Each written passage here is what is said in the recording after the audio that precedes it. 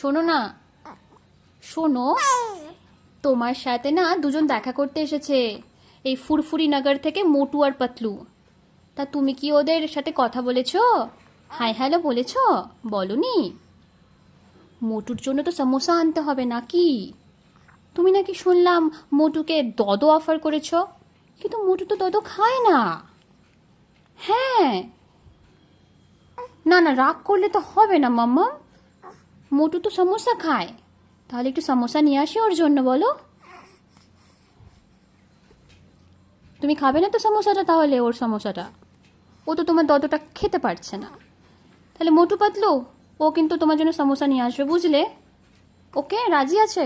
হাত তোলো, হাত তুলে বলো হ্যাঁ আমি রাজি আছি মা। ও, তুমি রাজি নও? ঠিক আছে, মোটুকে আমি বলে দিই সমোসাটা তাহলে আর ও আনতে পারছে না, ঠিক আছে?